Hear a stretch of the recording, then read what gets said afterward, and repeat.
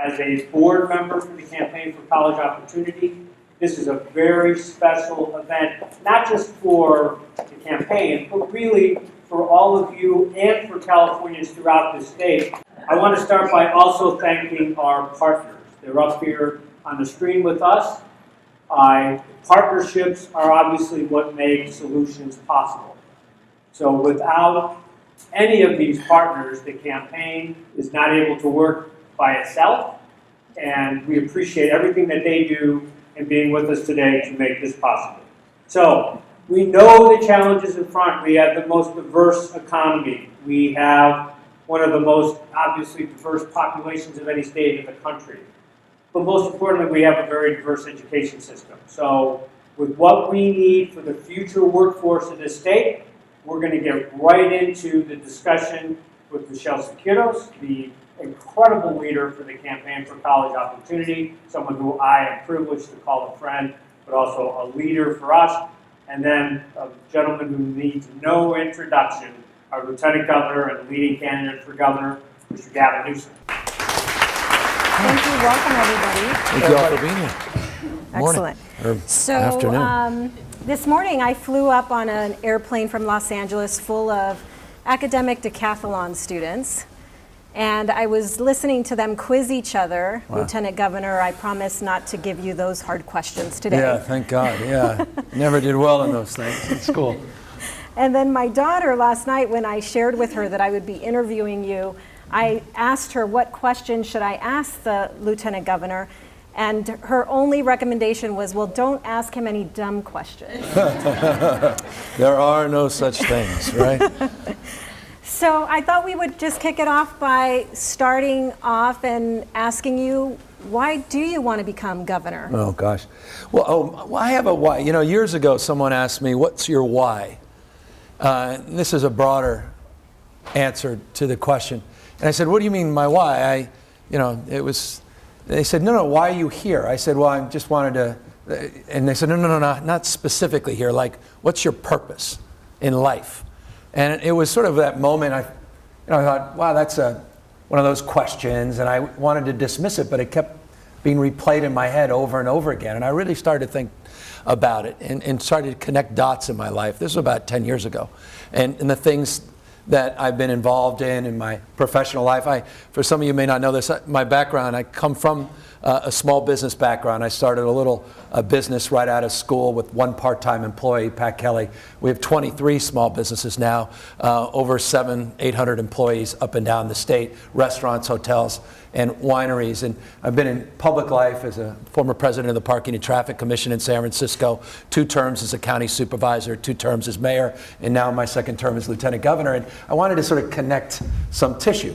And I literally wrote it out. And I said, my why is simply this, that I want to stand up for ideals and strike out against injustice.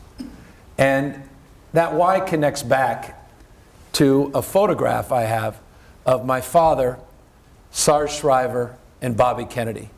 My dad was very involved in politics when I was a kid. And that photograph is the photograph that I would run and sort of risk my life to get. And I sort of fell in love with the 60s, that sense of idealism, the vernacular of the 60s, right, to solve the great challenges of ignorance and poverty and disease. And, you know, my hero really is Sarge Shriver. And if you haven't focused on Sarge Shriver, you should. Everything I care about as a Democrat is manifested in his life and his legacy. I don't think there was a more impactful human being in the 20th century. And what was remarkable about Sarge Shriver, he never held elected office. And he needed to be something to do something. And that also is a frame of inspiration and aspiration. And so that's my why. I'm about income inequality. I'm about social mobility. The reason I got involved in marriage equality and married 4,036 couples, that's standing up for an ideal. The reason I got involved in criminal justice reform and marijuana legalization was a social justice issue for me. It's a racial justice issue. It's an economic justice issue. And it's the reason I'm here as a candidate for governor. It's the reason why this issue of access to opportunity, not just access to institutions of higher learning, but the ability to complete that opportunity and get a degree, these things are so foundational, so fundamental. Achievement gap, equity, all of these issues that drive your work, that drive the work, I imagine, of 9 out of 10 of you in this room, I think are an encapsulation of that foundational point. Excellent. So I've learned that you were a very good baseball player, and we have evidence behind us. You can't even make this up. By the way, this is the origins of the hair gel. This is not a good sign. You can see the flock of seagulls look emanating out of the thing, which is just not healthy. And I'll just tell you, there's one regret in my life. It was the discovery of gel. And that's, but yeah, no, I wasn't bad. I left-handed, 6'3", played first base in college, got into college. I would not have gotten into college. I have pretty severe learning disability. And more time you spend with me, the more you'll appreciate it. I have a very difficult time reading. You'll never see me read a speech. It has to be in a teleprompter. If I look down, I have no spatial capacity to look back up. I'll lose my space. When I read things, I have to underline them. Otherwise, I daydream. And everything I underline, I go back and then do cliff notes of what I underline. And if you went into my car right now, I'm not exaggerating, it's a file cabinet.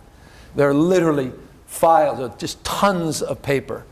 And it's everything I read that I try to put down and sort of distill so that I can incorporate it. And it's been the greatest thing that ever happened to me, dyslexia.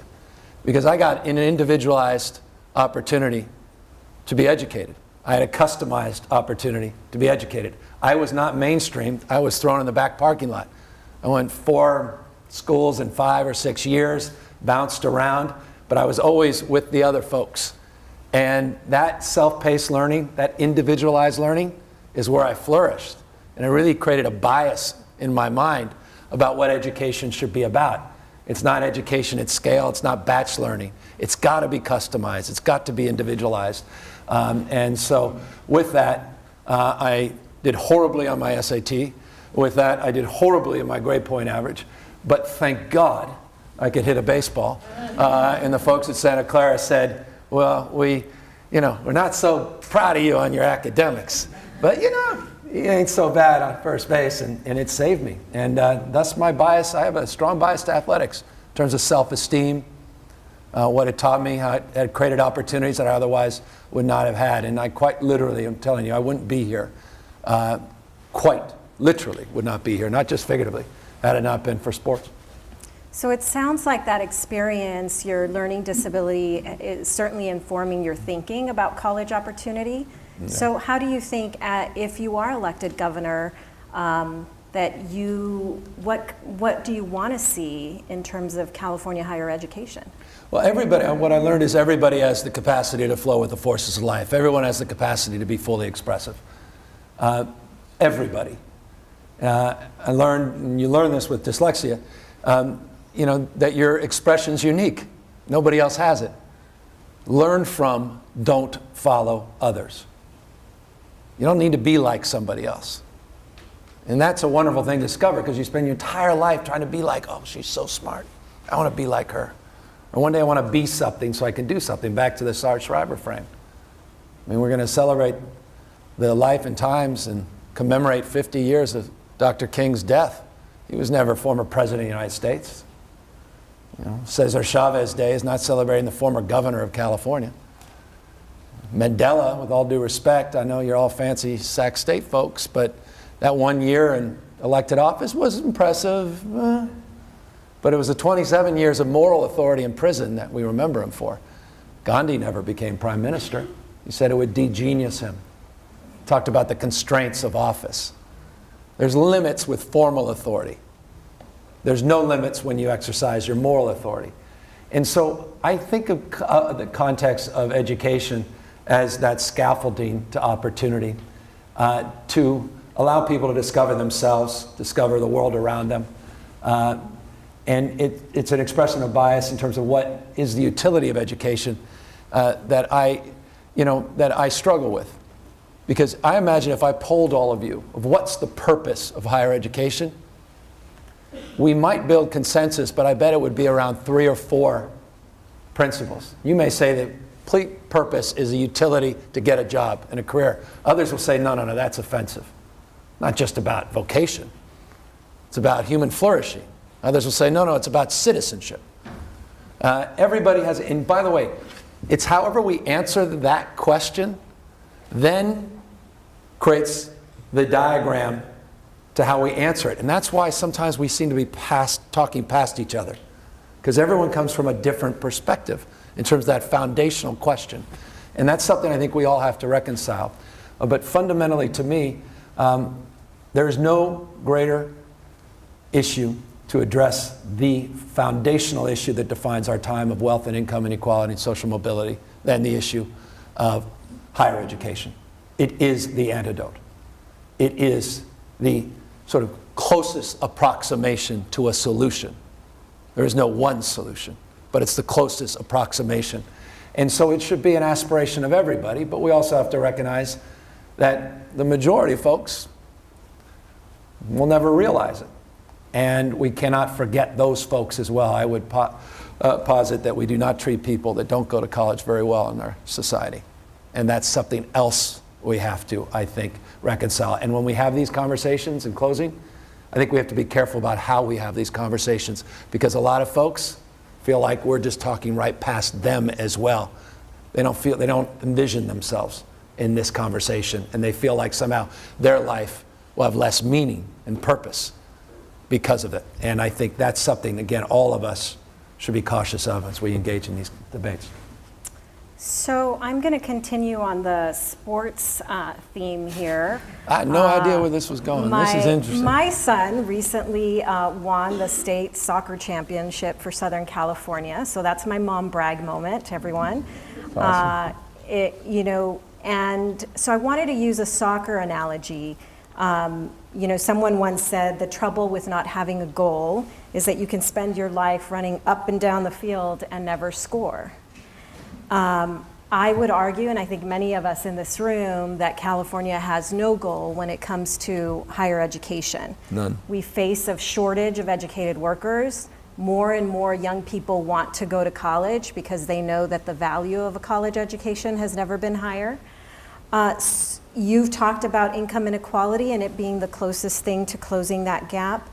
Last year, we released a report card for higher education in California, and we believe the goal could be 60% of Californian adults by 2025 should have some post-secondary education. Yeah. So my question to you is, if you're elected governor, will you set a goal? What would that look like? And how would you make sure we reach it? Yeah. By the way, you remind me of that great old Michelangelo quote. It said, the biggest risk in life is not that we aim too high and miss it. It's that we aim too low and reach it. So I love goals. They're just nothing more than dreams with deadlines, and I love audacious goals. And I like your goal. And you're right, we have none. The state has no higher education goals. None. The state has no coordinating council on higher education to even connect the dots between our three public institutions, let alone all the private institutions. The state has no longitudinal data collections. The state is not particularly transparent or accountable. This is low-hanging fruit. Seems to me you need to start with that goal. Now, everyone's got a different goal. I love PPIC, which I love today. It's because of that poll Rob was mentioning. So they say the goal should be 1.1 million new bachelor degrees by 2025. You guys say something different. I've seen 2.4 million. I've seen 1.7 million. Somewhere in there is approximation of a conversation that we should have and establish in partnership, because that is a goal with an outcome related to workforce. That's a conversation we should have anew with Rob and his folks, the Business Roundtable and the Chamber and others. We're not even having those conversations. There's no engagement foundationally in any of these areas. I appreciate we're doing our best. I serve on the UC Board of Regents. I serve on the CSU Board of Trustees, and we have our own initiatives, our own goals, but sometimes we're driving past each other just on that. We have our 2025 graduation goals that we were just debating this week at CSU. We have our own efficiency programs. We have our own procurement strategies. We're trying to partner a little bit more with UC, but we're not where we need to be. All of this can change. All of this must change with the next governor. We need to convene. We need to coordinate. We need specific goals, not just again on access, but completion. We need to address the issue of equity in terms of those goals. We need to address the feeder system, and that's A through G. 31% of African Americans in 12th grade passed A through G. I mean, if you don't even do that, you're not even going to have those opportunities of access. Got to deal with those achievement gaps, which are, by the way, not really achievement gaps, they're readiness gaps. People aren't just being left behind, they start behind. The number one predictor of whether or not you're going to end up in the criminal justice system is not a Sac State degree. The number one predictor is how many words you speak in kindergarten. Number one. It's that 32 million word gap. Some call it 30 million, it's 32. 45 million words versus 13 million. High income versus low income family. 85% of the brain is fully developed by the time you're 3. With all due respect, even preschool comes too late. And I'm a guy who did universal preschool when I was mayor. Fully implemented, didn't talk about it, did it. And believe in it's one of my policy principles, something that we are committed to if I'm successful as governor. We've got to begin at the beginning. And by the way, that's prenatal care. The biggest education reform in this state is prenatal care. You want to close the achievement gap? Focus 0 to 3. You want to get serious about it. You want to triage it? We can talk about parental involvement, we could talk about pedagogy, we could talk about more cultural competency in terms of staffing, we could talk about all those issues of implicit bias with teachers, not just law enforcement. We can talk about all of those things, but we're playing catch up, we're triaging. You want to get under the hood? Get serious about early childhood education, get serious about that readiness gap where people are starting behind, not just being left behind. So, Forgive me. Preaching. So in the 1960s, the Master Plan for Higher Education obviously was incredibly visionary. I think many of us would suggest that that's the single most important factor as to why California is the 6th largest economy in the world. Yeah. But the way we designed higher education, and certainly public higher education at the time, was that we would send only the top third to our 4-year universities and everyone else to community college. We would have a strong transfer pathway so that anyone that was eligible could go and earn a degree. For the 21st century, does that make sense? California is currently 49th in the nation in sending students directly from high school to a 4-year university. Do a little better with 2-year. A lot better than the top 10. Yes. So I'm wondering if part of the goal, what do you think about, is it time to revisit those caps? Should we be saying only a third of Californians deserve to go to the UC, the CSU? Yeah. Well, I mean, the answer is obvious. We need to expand that pool. I mean, we were having our debate. We've had it 83 times. So redundant, so frustrating being on the CSU trustees, but we talked about the 32,000 folks that we rejected last year. We lamented once again about the budget not even being enough, the increase in the budget to even take care of our compensation increases. I mean, the budget increase we got from the state basically covers healthcare costs. And by the way, we can get into a healthcare conversation. I mean, we're $171 million short of where we need to be if we actually want to move forward and provide access to 3,600 more folks and get serious about college counselors and do the work we need to do, more tenured track faculty, and address the issues of graduation rates, which are deplorable at the CSU, as you know. Deplorable, comedic, the 4-year graduation rate. By the way, Sac State deserve a lot of credit for raising the bar around these 4-year graduation rates as well as the transfer rates. But the original sin on all of this is withering state funding. And so the answer is yes, we need to expand that. We need to provide access to every eligible Californian as a foundational goal. In order to do that, we need significant increase in investment from the state of California. And by the way, that's not just the governor, that's the legislature. I want to remind you, we do not have a monarchy. As powerful and important as Jerry Brown is, there are other folks that are also need to be held to account. I love how we beat up the governor. I'm going to be a little protective as his lieutenant. But the legislature's kind of gotten off the hook. CSU does the dirty work. UC does the dirty work. We raise tuition, and the folks up in Sacramento go, oh, thank God. Because now they don't have to come up with the money. And then they tell you when you're there, of course we need more money. And then you go, God, that was such a great meeting. They really do care. And then we revisit the same cycle the next damn year. How do you guys let them get away with it? So if you value this, if this is foundational, any economic development strategy is a workforce development strategy. Education is an economic development strategy. If we care about the institutions of higher learning that define the best of the state, then let's get serious about investing in them. And by the way, if we can't do it this year, wow, we're going to struggle in the next few years. I mean, the debate right now is the size of the surplus. That's the debate. The governor can only put so much in that rainy day reserve. It's actually at its statutory cap, which is $135 billion, the general fund. It can only be at 10% of the general fund revenue, which is about $135 billion. You're going to get adjusted numbers soon. So he's got to figure out a way to do with that other money. If we can't do it now, what would be your we're not gonna do strategy? it. What would you do different? Well, I'd appropriate more money to begin with, so we'd have less stress on the back end. And look, you can't be a member of the CSU Board of Trustees for 7 years that's been preaching and not practice. Nothing would be worse than a guy who's been on those boards, becoming governor, and then being completely called out as a fraud for sitting there going on and on and on about state funding and not dealing with that when you had the chance to deal with it. So I will be held to account. And I'm going to hold myself to a higher level of accountability than even you on that. That's not going to be an issue if we're successful in November.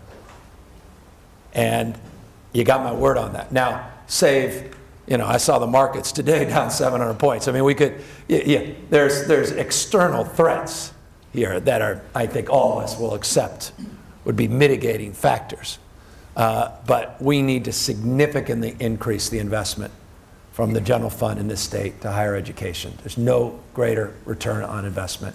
And then we can start expanding the conversation of access. We can update our goals, reimagine a 21st century higher education system that connects dots and gets serious about a college-going culture that for me begins in kindergarten. When I was mayor, I don't know if many of you know this, it's one of my plans as governor. No one's focused on our plans. It's all press loves personality and process. I'm not doing the anti-press thing, but it's nasty, these campaigns. But we're not having a conversation. We're not debating our education platforms. If you paid any attention to this governor's race, that's not the conversation we're having. It's personal.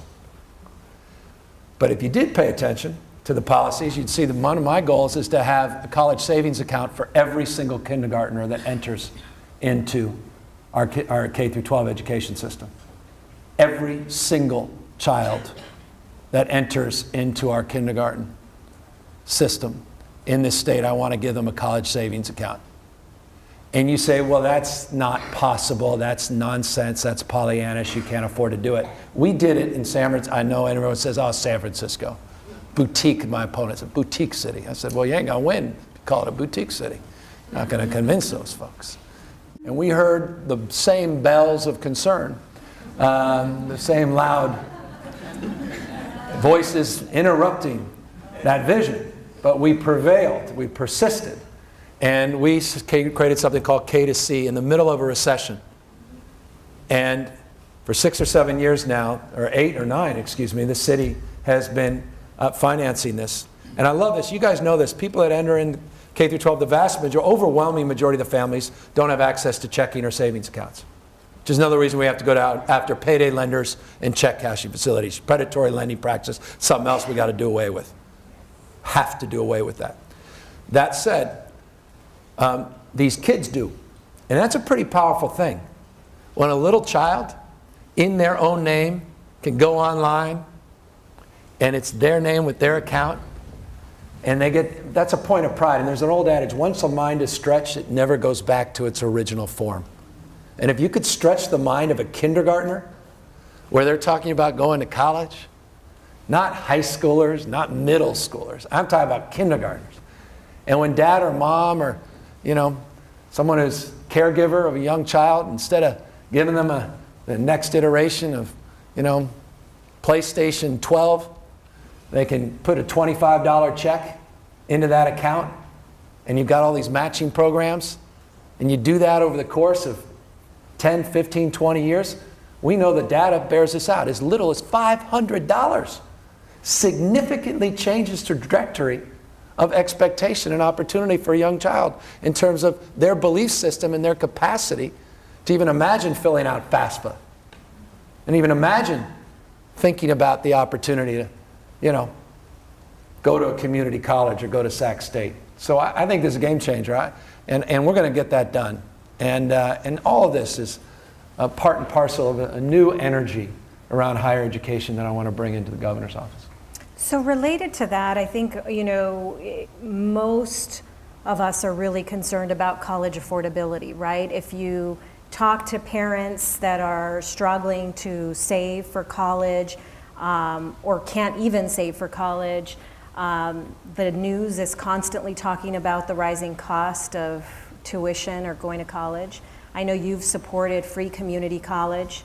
And we know that that doesn't include the entire cost of college. No, it's free like a puppy.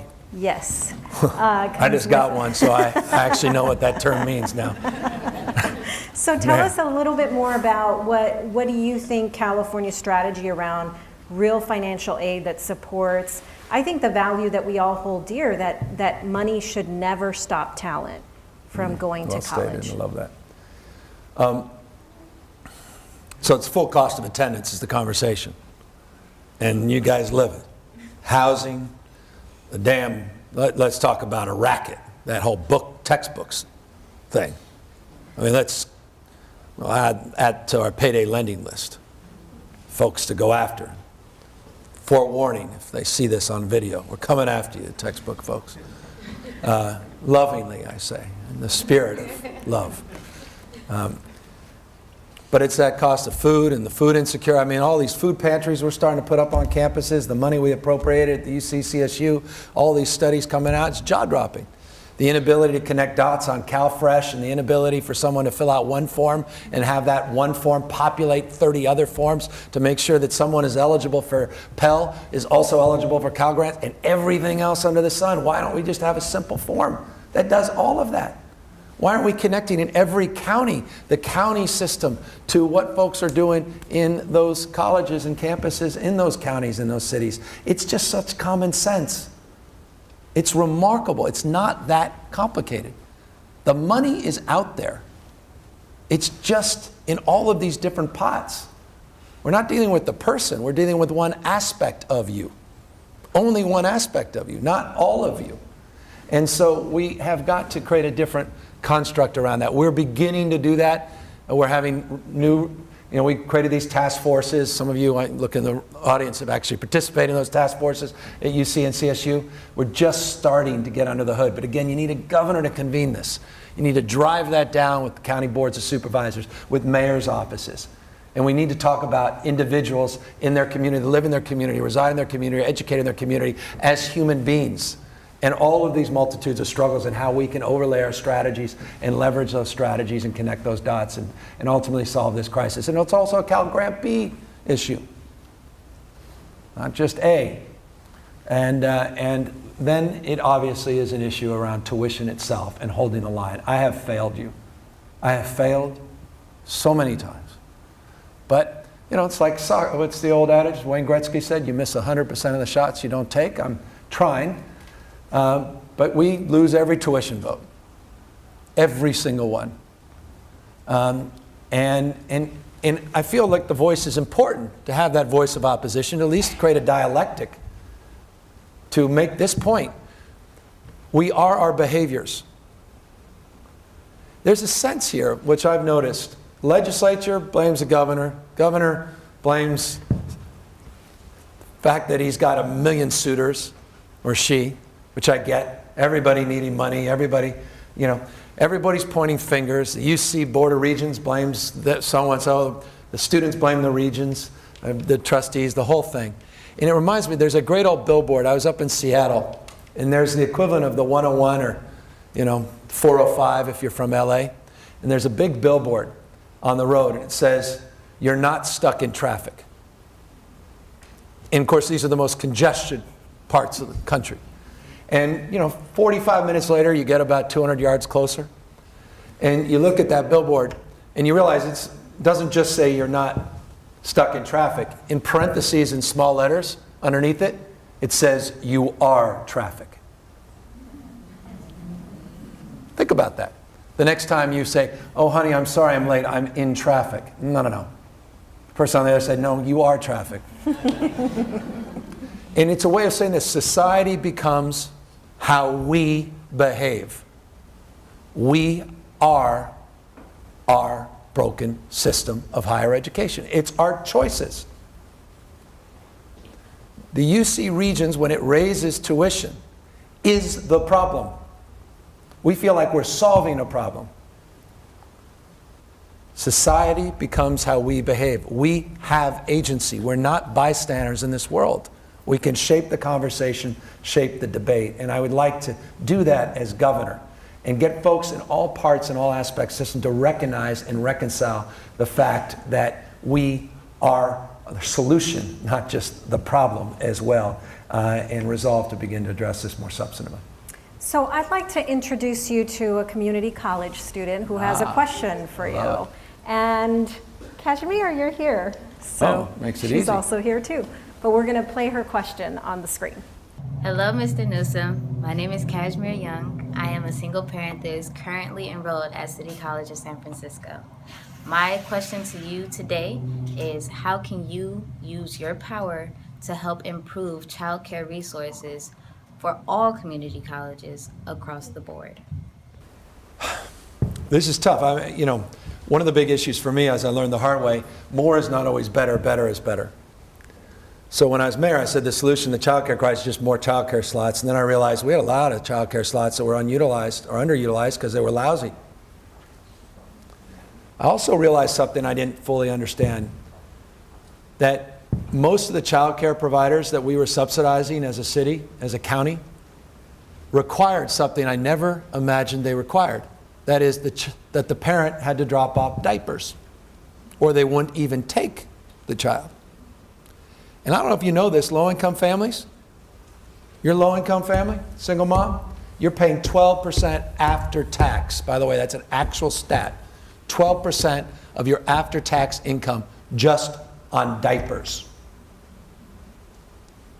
You got literally hundreds of thousands of kids tonight that are going to sleep in a desk drawer or a clothing drawer because their parents can't afford cribs. I got 4 young kids. I get that now. On the diaper costs, the cost of cribs. By the way, Finland, they give everybody a baby box. They have a different mindset. They have nurse home visits. They have deep investments in prenatal care. They focus on early brain development 0 to 3. They focus on child care. They require not just the mothers to have the opportunity to spend time with their kids as it relates to having paid family leave. They legally require the fathers, and they actually are penalized if they don't spend time with their kids because it's a developmental necessity. It's not a nice to have. So when we talk about childcare, man, oh man, I get it. The problem is we're not getting it done. It is a funding issue. It's a quality issue. The state cannot prescribe, there's no such thing as a state pill that we could prescribe to solve every problem. I'd love to say there is, but we can, from a policy frame, accelerate the investment at the local level and the county level, and provide a framework of expectation, incentivize more investment in that space, and focus on quality childcare. I did something called Wages Plus around our childcare system, which significantly focused on training the lowest paid child care workers, which are those in that space, to make sure it was a profession with a career track. And one of the key things we can do, and forgive me, but I think it's smart, there's no greater advocate for more resources than organized labor. You organize this space, trust me, it will organize the investment that will come to this space. And that is also a way of substantively answering your question. So this is profoundly important. And to your personal situation, man, oh man, God bless you. And the fact that you're doing both and making it happen is an extraordinary thing. And that's grit, hard work. That was my mom.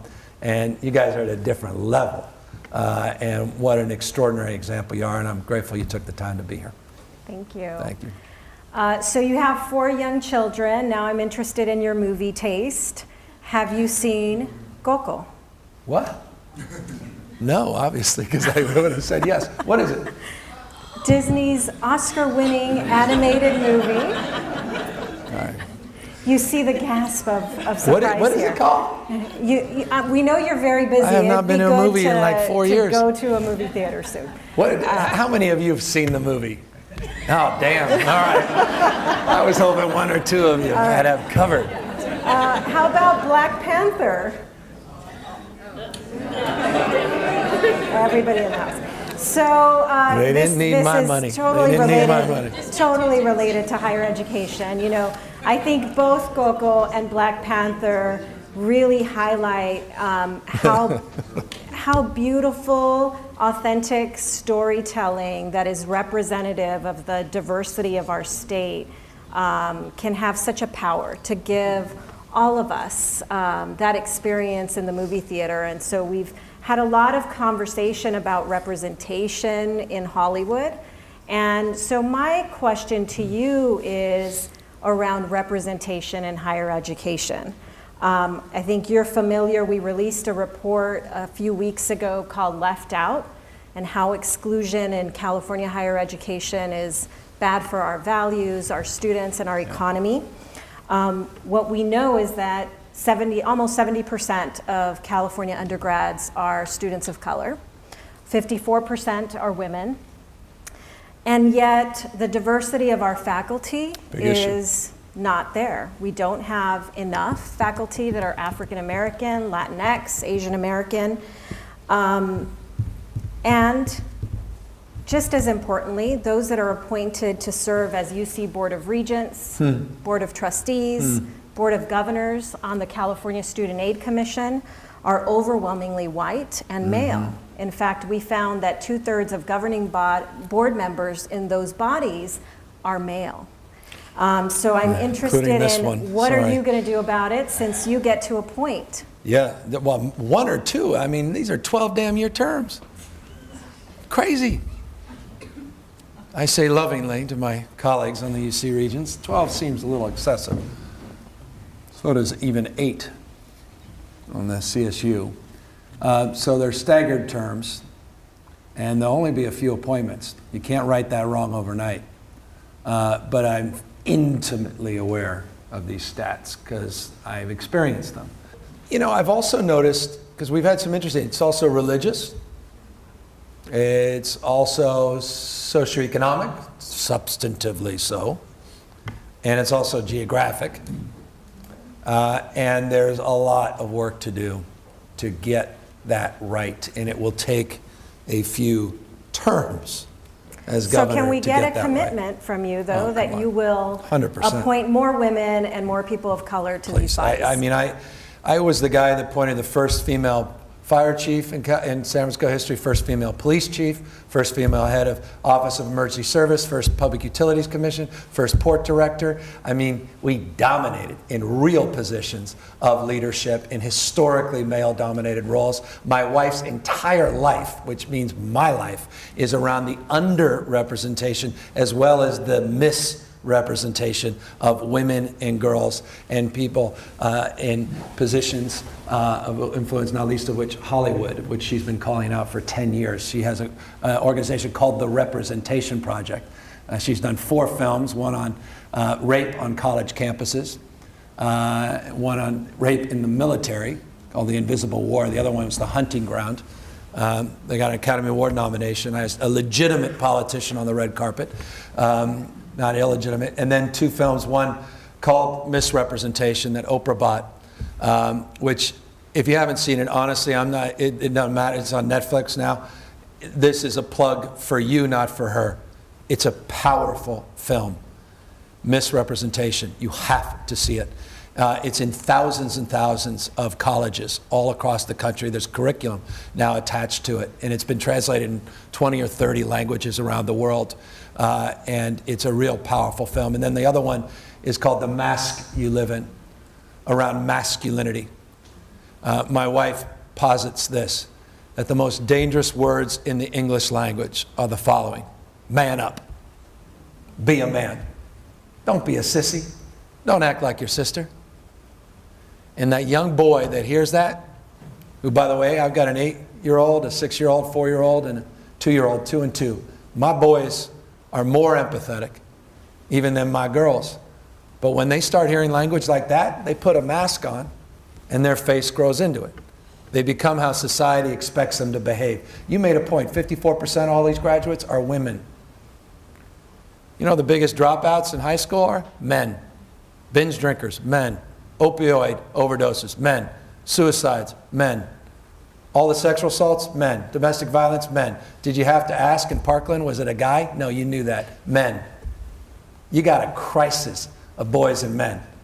It's a crisis in education as well. We're not raising our boys to be outstanding, empathetic men. That is a foundational issue. I appreciate the Me Too frame, but this is not, we've got to get under the hood as to why these issues exist here. And that foundationally goes deep into the question you're asking, why we don't have that representation. And that's something that I really want to advance if I'm successful as governor, and take this cultural opportunity, which ultimately is the substantive answer to truly having broad and diverse representation in all of these key places. Thank you. So related to that, you know, we talked earlier about the goalpost and goal setting, which you've been very receptive to.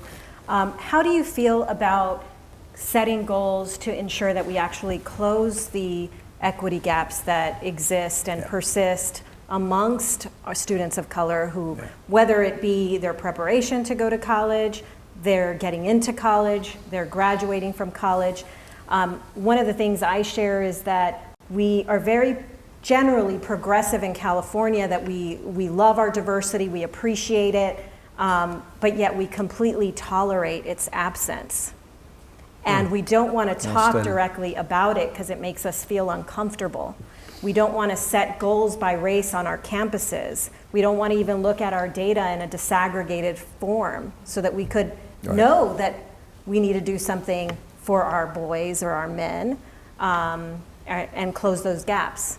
What would you do different? 100%. I mean, these are the, so my goals begin with access and success, meaning completion. I want to incentivize good behavior. I think we should incentivize outcomes, not just inputs, meaning right now we fund our systems of higher education based upon enrollment as opposed to success and outcomes. I think that's a way of achieving the goal as it relates to those disparities as well. And we'll set very prescriptive goals as it relates to closing those gaps, absolutely unequivocally. And we can get that done within literally, I don't want to say a few weeks, but a couple months. We can establish a new coordinating and advisory committee. We can start sharing data in a much more substantive and substantial way. We can hit the ground running. We could start in November, so we don't have to wait till January. We could deal with the budget, which is the first responsibility of the next governor. 98% of that budget will be baked, which means we got to make it only 80% by unraveling that budget quickly and resubmitting it to incentivize a different framework and a different engagement. And then we need to be held to account on all these fronts. And one of the things I also want to do, and forgive me, I know that our time's running out here, the big issue as it relates to workforce, and just because Rob's here and he's a big part of your organization and everything you're doing, I do want to talk about the workforce gaps. I don't know if you guys paid any attention to this, but Singapore did something pretty profound. The entire country at scale did a version, interesting, of what Maryland and Tennessee are doing, but they did it at a different scale. They basically went through every industry in their country by cluster. Biotech industry, whatever, fill it in ag. And they did what they call these transformation maps. They basically looked 3 to 5 years out of where those industries are going and what the workforce needs look like. They then layered over that workforce need and looked at gaps within their existing system. And now are providing to every citizen in the entire country individual learning accounts that are fully reimbursable based upon your age in order to update your skills and to get, in certain cases, full degrees or nano degrees to address those workforce gaps. At scale, they did this. They also created tripartite agreements, which is nothing more than saying labor, business, and government created an MOU, Memorandum of Understanding, around their respective goals and responsibilities. That's at scale. We're playing in the margins. And I say that to make this point. My biggest fear, the biggest issue none of us are focused on, the issue that defines all other issues as it relates to our economy, is what's happening with new work styles and new arrangements. Contingent works, peak time workers, the task rabbitization of our economy, what you would commonly refer to as a gig economy, these participation platforms which do not provide benefits, that are not providing unemployment insurance, that are not providing workers' comp, that are not providing health care benefits. And depending on the study, anywhere from a low of 22% to a high of 40% of all American workers are now some way, shape, or form part-time or contingent workers. And that trend line is like this. Number two, you have labor-saving automation, the likes of which none of you are prepared for. I am not talking about driverless cars. I'm talking about the 6 flying driverless car companies that exist in Northern California that are about to roll out in the next 15 to 18 months. Flying driverless cars. I'm talking about disruption, the likes of which we've never experienced in our lifetime. I'm not just talking about 3.5 million truck drivers that are going to be impacted by, Auto OTTO, a California-based company that's the same company that delivered 49,000 cans of Budweiser in Colorado Springs that Uber just purchased. I'm talking about disruption at scale. I'm talking about cashiers that are feeling the stress of Amazon Go, which is a fully cashierless grocery store in Seattle, which they're rolling out all around the rest of the country. I'm worried about the folks back here at Round Table Pizza in the back that are not going to be out there flipping pizzas because you got a company called Momentum Machines in the Bay Area that's literally going after their jobs, going after every fast food worker's job. Anything gets repeated gets replaced. I'm talking about the security guards right outside here that are scared to death about that company that just exercised a new deal with the Sacramento Kings that's going to be replaced with $7.25 an hour robotic security guards, where the CEO says, you know why? You want these security guards. They don't have workers' comp. They don't need pensions. And he said they don't complain. God is my witness. He actually said that. That's the world we're entering into. The exponential nature of technology, the combinatorial nature of technology, the stacking of technologies. No one is debating this. No one is discussing it at the scale it's about to hit. And if you think I'm exaggerating in closing, I'll remind you of a great quote from Tom Friedman, who said, he's the New York Times columnist who wrote that book that most of you may be familiar with called The World is Flat. And he wrote the seminal book about globalization and technology. It was on the New York Times bestseller list a decade ago. He says when he wrote that book, a little over a decade ago, he said Facebook didn't exist. He said Twitter was the sound. The cloud was in the sky. 4G was a parking space. LinkedIn was a prison. Apps were things you filled out to get into Sacramento State. Big data was a rap star. And Skype, for most of us, was a typo. None of those things existed, and now they're ubiquitous in our lives. He argues that was when he wrote a book about technology, globalization, and we becoming connected. Now we're hyper-connected, and we're about to enter, as Andrew McAfee, the MIT economist, says, the second half of the chessboard. And you all know, 15 seconds, the story about the person who invented chess, who was asked by the king what would he like because he provided such an extraordinary gift to mankind. He said, all I want is to feed my family. And the inventor said, I want, Your Highness, just 1 grain of salt in the first square, 2 in the second, 4, 8, 16, 32, and the king said, 64, I get it, it shall be done. until the king was woken up about 45 minutes later, and they did the math. And when you get to the 63rd square, you have doubled it each time, you're at 18 quintillion grains of rice. More than has ever been produced in the history of mankind. Of course, the king did what any king would do. He beheaded the person that duped him. We're entering the second half of the chessboard. And that's something that I think is profoundly important as it relates to higher education in this conversation. We have to have a different kind of conversation than, with all due respect, paving over the old cow path and going back to the world that no longer exists in the 1950s with the master plan. Please be careful about that quote-unquote gravitational nostalgia. The world is being reorganized, and we have to reorganize our thinking and our approach to higher education to meet the needs and expectations at peril of the displacement and disruption, the likes of which none of us want to experience at any point in our life. And so I'm up for it. I'm enthusiastic about it. I'm grateful to you, Michele. You guys have been extraordinary about educating all of us around this imperative.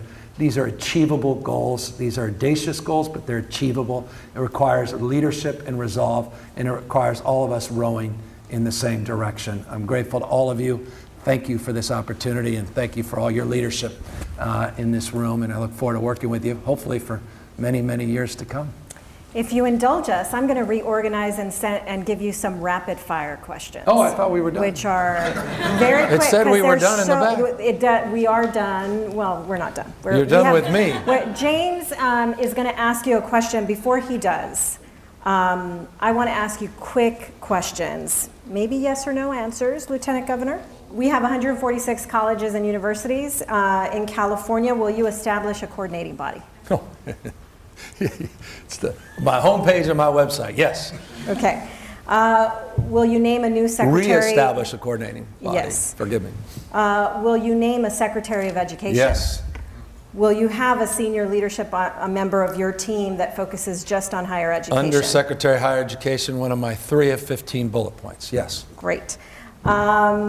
You talked about the importance of data and transparency and accountability. Are you committed to establishing a strong P through workforce data system in I'm California? really worried, and forgive me for being an extra 10 seconds on this.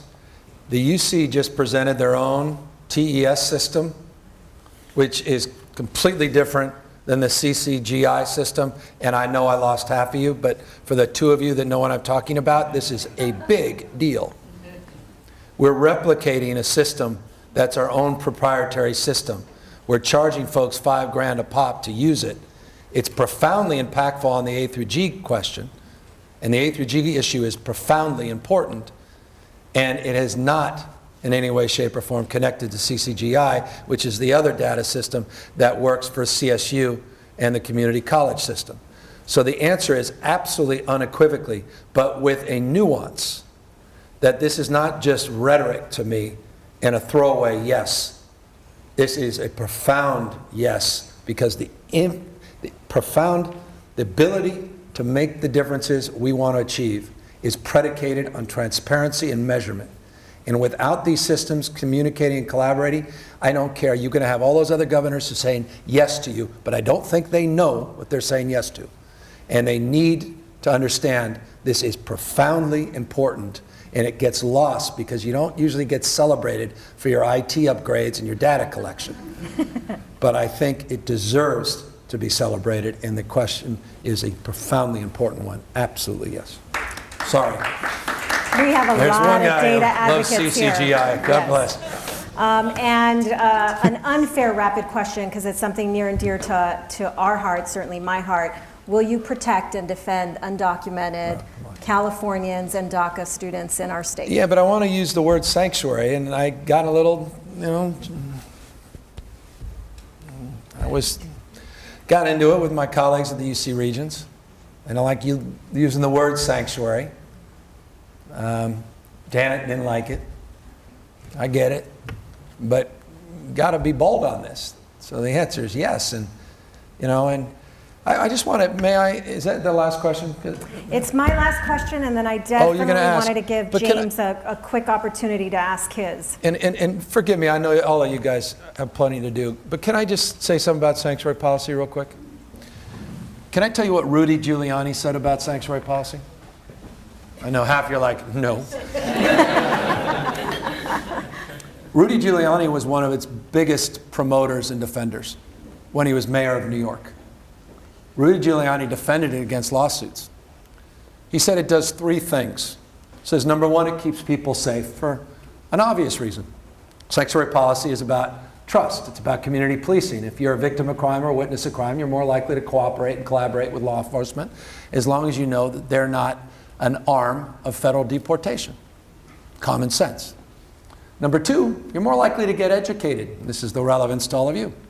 And you saw in LA with the tragic incident in a mixed status family, a father was deported that was picking up his young child from school. If you're not worried about what happened on that campus, that local education leaders were coordinating and collaborating with ICE on his arrival to pick up that young child. And you're more likely to keep your community healthier for obvious reasons. You're more likely to get that flu shot, the immunization shot, if you're not worried about the nurse being co-opted by federal law enforcement or federal immigration authority.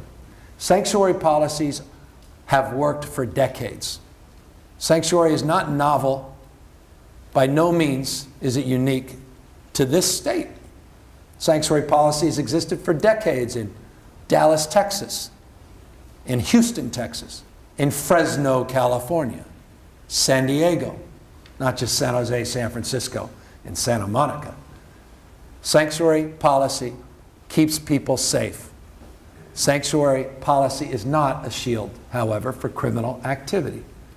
And when Sessions came in and suggested otherwise, after calling me, quote unquote, an embarrassment, which was so wonderful, a badge of honor, I want him to come back. The governor rightly pushed back and called that what it was, a bold-faced lie. They lied. Do not allow that lie to be perpetuated. It is a profoundly important principle.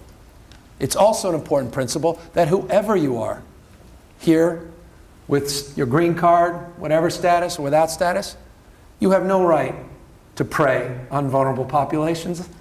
And that's when everybody should be held to account. But beyond that, sanctuary policy on our campus is sound and principled. It is the right thing to do to protect our dreamers, of which we have more than any other state in the nation.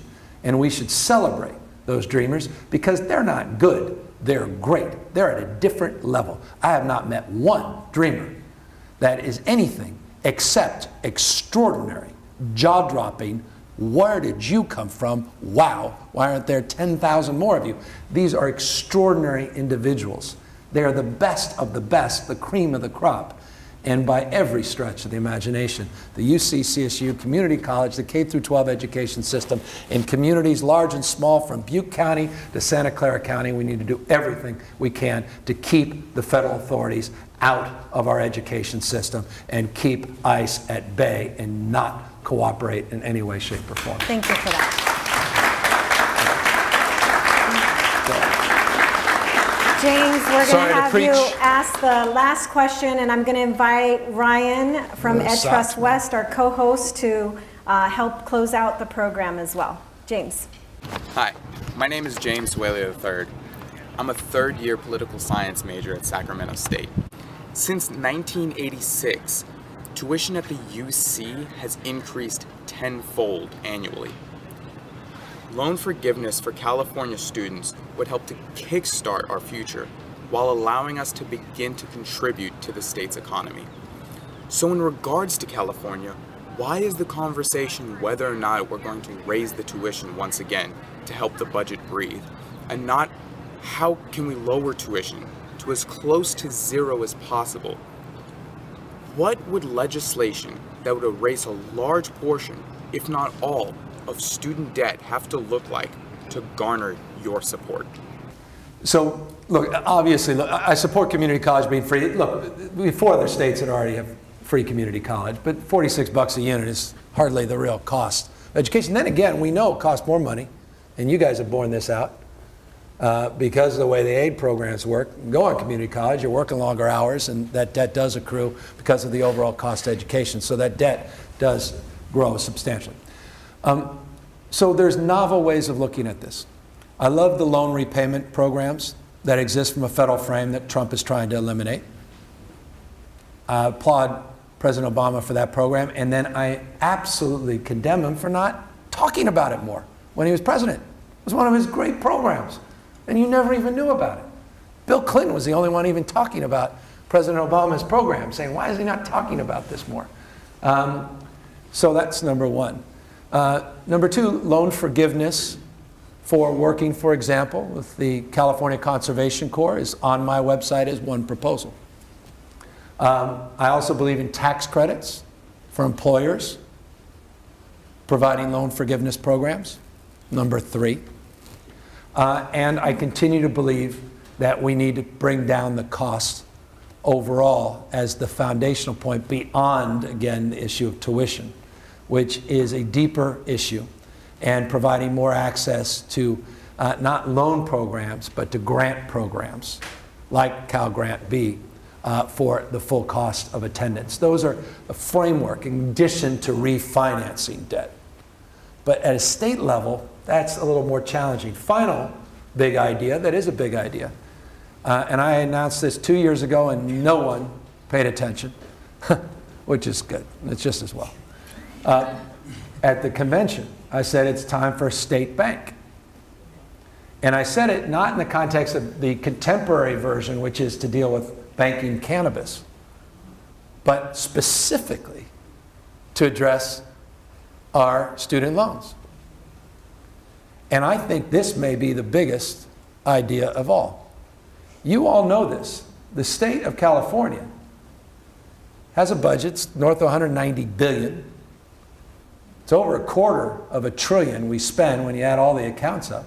We send a lot of money back and forth, and we hand it off to a lot of folks at Wall Street.